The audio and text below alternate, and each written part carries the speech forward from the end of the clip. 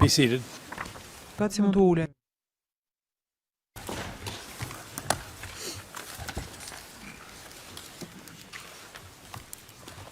I want to correct my somewhat Të korrigjoj diçka.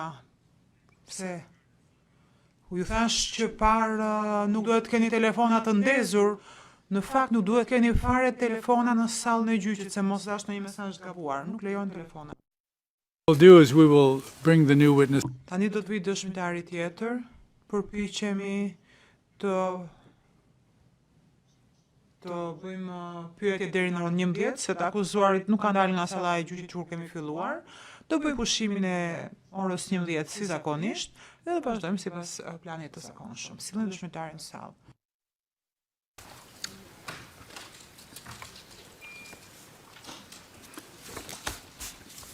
For the record, this is for touchy defense witness. Proces verbal, tani presim të hyjë në sallë, dëshmitari mbrojtjes së Thaçit DW001.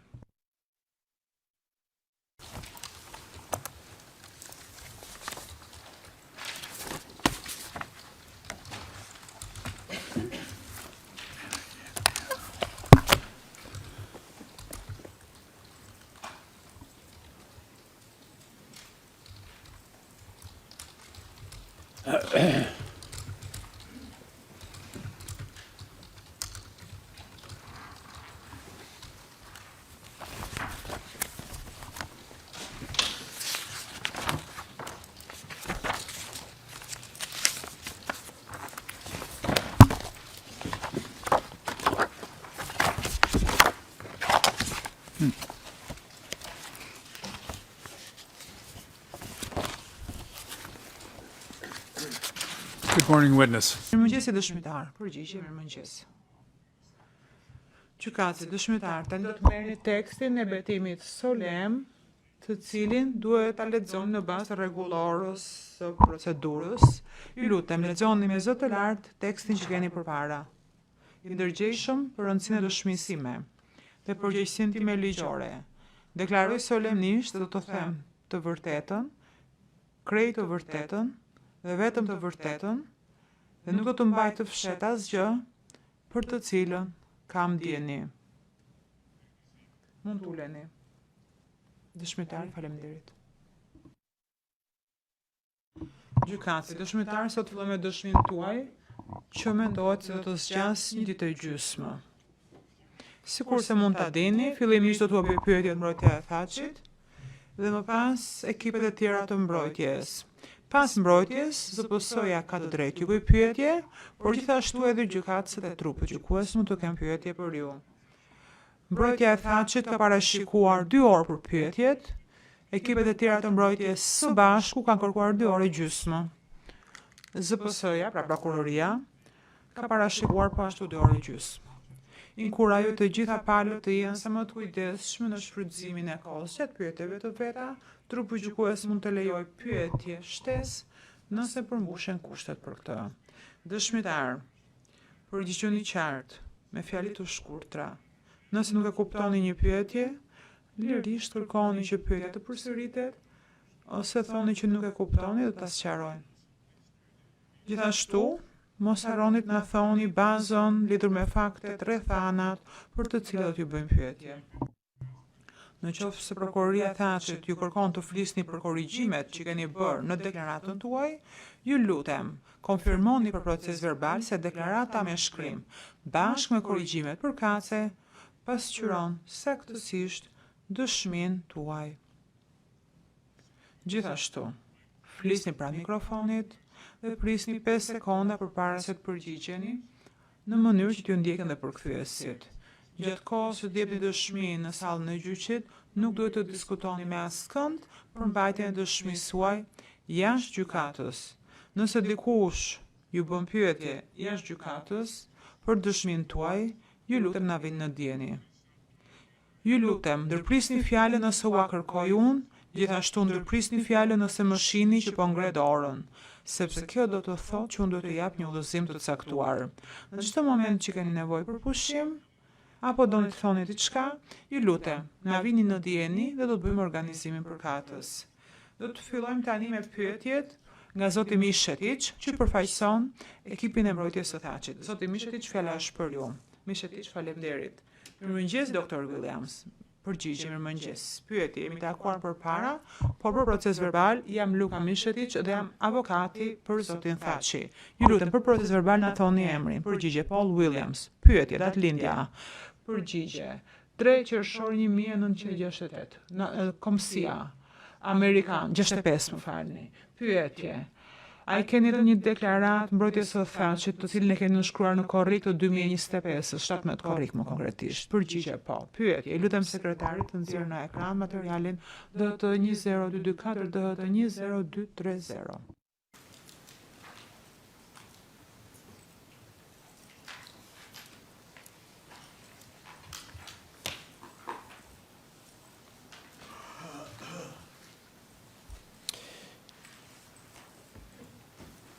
Do you recognize this document, Dr. Williams? Pyetje, e njihni këtë dokument, Dr. Williams? Përgjigje po. Pyetje, a është ky një proces verbal i deklaratës që keni dhënë ekipit të mbrojtjes së Thaçit? Përgjigje po. Pyetje, shkrim në faqen e fundit. DHT 20230.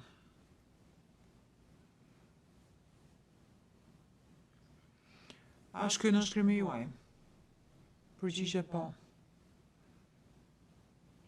Pyetje, a keni pasur shans ta lexoni dokumentin përpara sa nënshkruanit? Përgjigje po.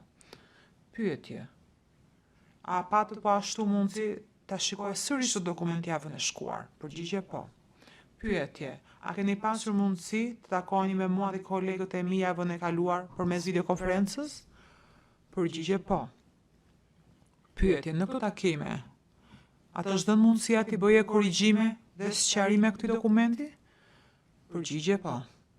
Pyetje, a ke bërë ndonjë korrigjim apo sqarim për këtë dokument? Përgjigje jo. Pyetje, informacioni që na keni dhënë në këtë deklarat, a është i saktë dhe i vërtet me aq sa besoni dhe mendoni ju? Përgjigje po. Pyetje, informacioni në deklaratën tuaj, dhënë për mbrojtjen e Thaçit, a pasqyron saktësisht atë që do të thonit, po t'ju bënin të njëjtat pyetje sot në sallën e gjyqit, njësoj siç ju janë bërë këto pyetje kur keni dhënë deklaratën? Përgjigje po. Pyetje, të nderuar gjykatës, kërkojmë pranimin e deklaratës së dëshmitarit DHT 20224 deri në DHT 20230, edhe 2 provat materiale shoqëruese që në fakt janë pranuar përkohësisht nga përgjigjues në vendimin F3 447. Ka kundërshtime? Paç jo. Gjykatësi. Atëherë materiali DHT 20224 DHT 20230 bashkë me provat materiale shoqëruese që përmendi mbrojtja pranohet. Sekretarja, deklarata DHT 20224 deri në DHT 20230 do të marrë numrin e provës 1D375. Prova e parë materiale shoqëruese, që është brenda gamës së dokumenteve 20230 DHT 20260 me faqe DHT 20234 do të marrë numrin e provës 1D376. Ndërsa prova e dytë materiale shoqëruese faqe DHT 10235 deri në DHT që përfundon me 237 në fund, do të marrë numrin e provës 1D377. Të gjithë kanë klasifikimin konfidencial. Gjykatësi bën riklasifikimin si publik, Mishetić, po duhet të jenë publik. Faleminderit. Më 12 shtator 2025, mbrojtja e Thaçit dorëzoi me email një përmbledhje për këtë dëshmitar që është pranuar përfundimisht sipas rregullës 154 për palët e të gjithë pjesëmarrësit. Nuk pati kundërshtime për përmbledhjen e propozuar, kështu që me lejen tuaj unë dëshiroj të lexoj përmbledhjen. Gjykatësi lejohet. Mishetić, faleminderit.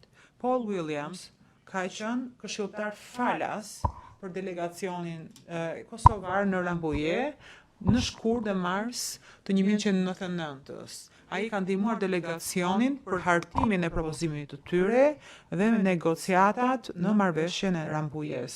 Po ashtu ka marrë pjesë në takime me delegacionin kosovar dhe me figura ndërkombëtare dhe me diasporën e Kosovës dhe ka dhënë informata për shtypin në emër të delegacionit. Ai do t'i jap dëshmi për procesin e vendimarrjes të delegacionit dhe objektivat e delegacionit, si dhe diskutimet që janë bërë për nevojën për demilitarizim dhe transformim të UÇK-s. Dr. Williams pashtu t'jap dëshmi për komunikimet që ka pasur me të gjitha anëtarët e delegacionit kosovar, mes të cilëve dhe Hashim Thaçi. Konstatimet dhe përshtypjet që ka formuar ai nga këto komunikime, të cilat të ndihmuan për të dalë në përfundimin që tha që nuk kishte autoritetin për të nënshkruar marrëveshjen e Rambujës dhe se i duhej miratimi i komandantëve të zonave për ta bërë këtë. Po ashtu, vuri re strukturën ad hoc dhe të decentralizuar të UÇK-s dhe autoritetin që kishin komandantët e zonave edhe bindjen ideologjike apo ndikimin ideologjik të Adem Demaçit. Me kaq përmbyll përmbledhjen. Gjykatësi, faleminderit. Dr. Williams, I will remind Pyetje. Dr. Williams, dua t'ju rikujtoj se me që flasim të dy anglisht, duhet të bëjmë pauzë mes pyetjeve dhe përgjigjeve në mënyrë që stenografët dhe përkthyesit të kenë mundësi të përfundojnë fjalitë e veta. E di që kuptoni këtë, se po shoh që po honi me kokë. Po thjesht për rikujtesë për të dyne. Dr. Williams, në deklaratën tuaj ju shpjegoni se jeni profesor juridikut dhe marrëdhënie ndërkombëtare në Washington DC dhe se jeni bashkëthemelues i grupit për politika për të drejtën ndërkombëtare, që është një organizatë jo qeveritare e cila ofron ndihmë falas për palët të përfshira në negociata për paqen, në situata pas një konflikti edhe për krime lufte. Pyetja ime është kjo. Kur është formuar për herë të parë ky grupi për të drejtën ndërkombëtare dhe për politikat? Përgjigje, në 1994. Po ashtu keni thënë se keni dhënë ndihmë për shumë tribunale penal ndërkombëtar dhe keni ndihmuar edhe për krijimin e tribunaleve vendase. A mund na tregoni diçka më shumë? Çfarë keni njohur jo në 1999 për drejtën humanitare?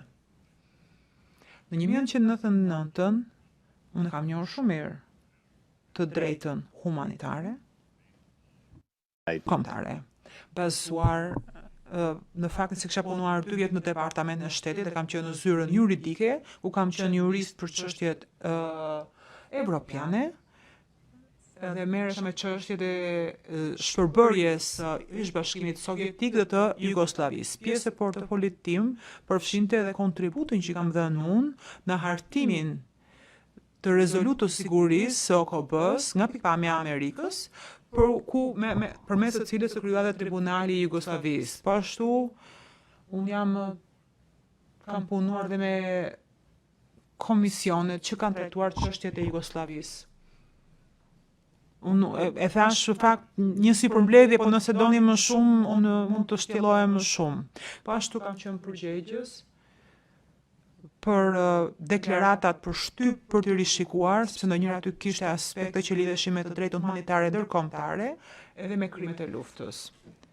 Pasi u largova nga departamenti i shtetit dhe krijova këtë grup për të drejtën ndërkombëtare publike,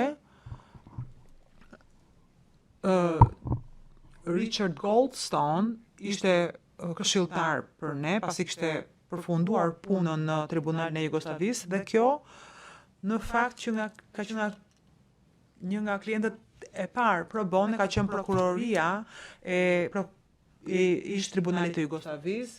Kemi përgatitur memorandime juridike për prokurorinë e këtij tribunali lidhur me aspekte që lidheshin me të drejtën ndërkombëtare humanitare. Po ashtu kam qenë një nga autorët e tjerë aktakuzën e Slobodan Milošević, edhe në fakt është botuar dhe një libër në emrin tim. Ka qenë dhe ka qenë botuar në një nga shtypet kryesore të New Yorkut, në Universitetin e New Yorkut, më falni, dhe i kam dhënë dhe si lëndë këtë, dhe një nga leksionet e mia ka qenë pikërisht kjo. Përgjithë faleminderit. You were the pro bono. Pyetje. Ju thoni që keni qenë këshilltar juridik pro bono, pra falas, për delegacionin e Kosovës në Rambuje, në shkurt e marsit të 99-s, se dhe jeni përzgjedhur si këshilltar me propozim të kryeministrit Bujar Bukoshi. Kur e mësuat ju këto që ishit caktuar si këshilltar për delegacionin e Kosovës? Përgjigje. Zyrtarisht jam zgjedhur 10 ditë, rreth 10 ditë përpara se të mblidhej të organizoheshin negociatat e Rambojes, më ishte thënë më herët nga Bukoshi, dhe do të më kishte thënë nëse do të ketë bisedime për paqe në Ramboje, atëherë do të kërkonte praninë time.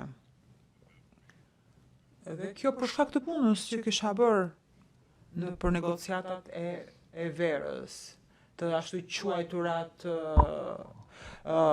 Hill edhe të Holbrook në tetor. Pyetje. Kur jeni përfshirë për herë të parë në Kosovë? Ju thatë në verë, tetor, negociatat e verës edhe të tetorit, po konkretisht kur? Përgjigje, që ta sqarojmë.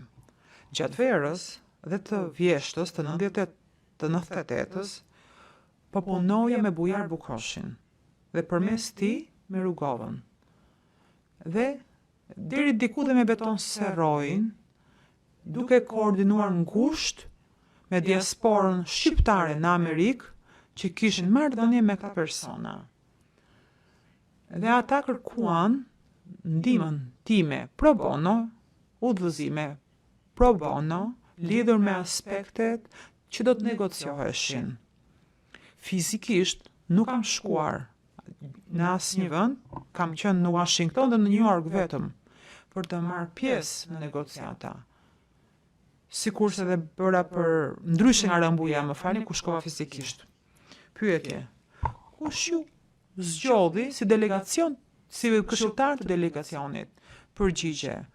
Më ftoi Bujar Bukoshi në emër të presidentit Rugova. Të shkoja në Rambuje, të udhtoja drejt Rambujes dhe të merra pjesë në bisedimet në shkurt, më 7 shkurt, është bërë një vendim, është marrë një vendim zyrtar me konsensus nga delegacioni kosovar në Rambuje, përmes të cilit më ftuan të shkoja në shato, te kështjella ku mbaqin bisedimet, dhe të isha këshilltari i tyre juridik, këshilltari ligjor. Edhe Edita Tahiri e ka nënshkruar këtë dhe Bajram Kosumi këtë deklaratë zyrtare. Kush ishte Edita Tahiri? Përgjigje. Edita Tahiri ka qenë ministre jashtme e president Rugovës. Pra, president Rugova kishte një qeveri paralele të shqiptarëve të Kosovës, ku kryeministër ishte Bujar Bukoshi dhe ministre jashtme ishte Edita Tahiri. Pyetje. Në paragrafin 16 të deklaratës keni thënë se keni pasur marrëdhënie të ngushtë me kryeministrin Bujar Bukoshi. Pse mendoni që ka qenë marrëdhënie e ngushtë? Përgjigje. Zoti Bukoshi shpesh vinte në Shtetet e Bashkuara, ku takonte anëtarë të Kongresit, bënte intervista në media, dhe kur ishte në Washington, ai u takua edhe me mua, edhe ria gjatë gjithë kohës me të, si avokati i tij. Ai kishte edhe këshilltar të tjerë që i jepin këshilla, por unë isha personi me të cilin kontaktonte ai për aspekte juridike. Sigurisht fliste shumë mirë anglisht, jetonte në Gjermani, ishte shumë drejt për drejt, kështu që ishte thjesht krijohej një marrëdhënie të ngushtë me të. S'kishte pengesa tradicionale që mund të ndodhin shpesh me klientët që janë pro bono, që vinë nga vende të ndryshme, dhe nga kultura të ndryshme. Zoti kryegjykatës, unë në fakt do të trajtoj një temë të re tani, kështu që është momenti më i përshtatshëm për pushimin.